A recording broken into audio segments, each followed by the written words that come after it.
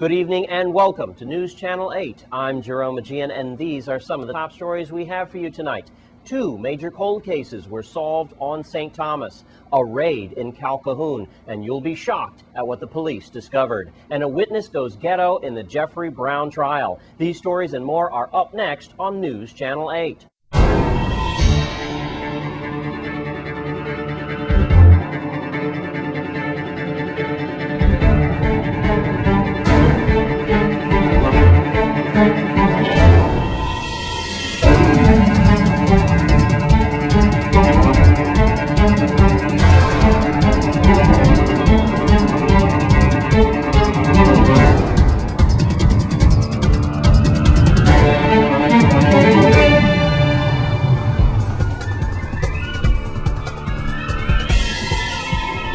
In our top story tonight, St. Thomas police have made two major arrests involving cold cases. News Channel 8's Lee Carl reports from St. Thomas. Thomas Police Chief Rodney Carrard announced the work of the district's cold case squad that led to breaks in two homicide cases.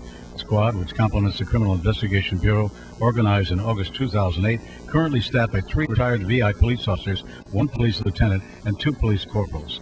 Carrard, in a press conference on Tuesday afternoon, talked about the arrest of those persons. December 11, 2003, Stuart Elliott Sargent, a.k.a. Boy Blue, was found stabbed to death in his home in Estate Wynberg.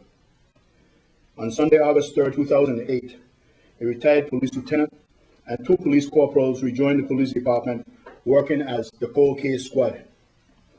The investigation into the death of Mr. Sargent was one of the cases reassigned to that unit. Based on the investigation, a suspect was identified. Members of the cold case squad, along with forensic detective, traveled to Quincy, Florida on January 28, 2009 to obtain DNA evidence based on a search warrant issued by Judge Leon Kendall of the Superior Court of the U.S. Virgin Islands dated January 26, 2009. Based on statements and forensic evidence, an affidavit was filed in the Superior Court of the Virgin Islands District of St. Thomas and St. John.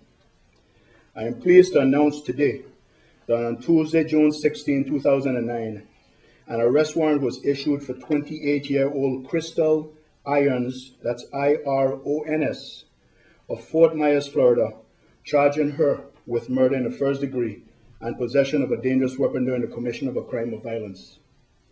Bail was set in the amount of $100,000 by order of the Honorable Judge Michael C. Dunstan of the Superior Court of the Virgin Islands. Ms. Crystal Irons is currently incarcerated at Lowell Correctional Institute in the state of Florida in an unrelated charge. She is scheduled to be released in early 2010, where she will be brought back to St. Thomas to face the charges as specified. On December 15, 2001, at approximately 1:23 p.m., a concerned citizen called 911 and reported that his friend, Clement Smith Jr., was found lying on his back on the ground in the area of 1982 Bar and Restaurant located in the Lower Crown Prisons Gata. Police responded and found that Mr. Smith was stabbed at least once to the neck. He died as a result of the stabbing. On October 8, 2008, the investigation into Mr. Smith's death was reassigned to the cold case squad. Based on the investigation, a suspect was identified. On Wednesday, June 24, 2009, a search warrant was obtained through the Honorable Judge Michael Dunstan of the Superior Court of the Virgin Islands to obtain DNA evidence from a person of interest. On September 16, 2009, an arrest warrant was issued for one Rashid Wilson, aka Jimmy Mo, by Magistrate Kathleen Mackay of the Superior Court of the Virgin Islands, charging him with murder in the second degree. Bail was set at $75,000 by order of Magistrate Mackay. Thanks, Lee Carl. And in other news, there was a huge weapons raid on St. Croix earlier this morning. The raid netted 3 suspects and 5 deadly guns. News Channel 8's Wes Small has more. Thanks a lot, Jerome. Boy, as promised and advertised, this is a big one.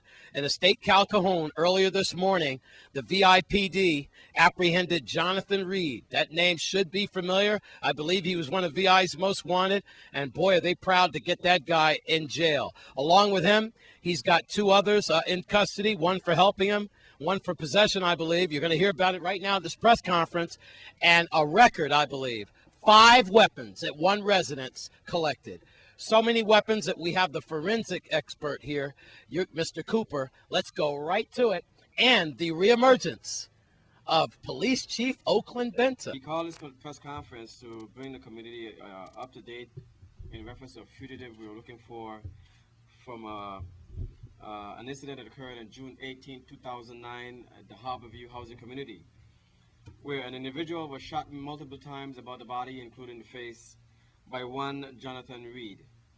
I'm happy to announce that Jonathan Reed has been apprehended this morning as members of the Investigation Bureau, along with the Special Operations Bureau, K-9 Unit, and Marine Unit executed a search warrant at number 12E Estate Calcahoon.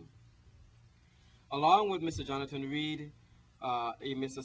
Sylvester Gilbert, 30-year-old male, was arrested as well for harboring a fugitive. As you can recall, we indicated that anyone caught assisting Mr. Jonathan Reed while the search warrant existed, which was signed by Judge Camacho, Magistrate Camacho that is, on July 23rd, 2009 of this year, that those individuals themselves place themselves in a precarious position where they are also subjected to the penalties and subsequently will be arrested if caught. Fortunately and unfortunately, Mr. Sylvester Gilbert was that person, as well as Mr. Stephen Sablon, a 20-year-old male who was also in the residence, was also arrested.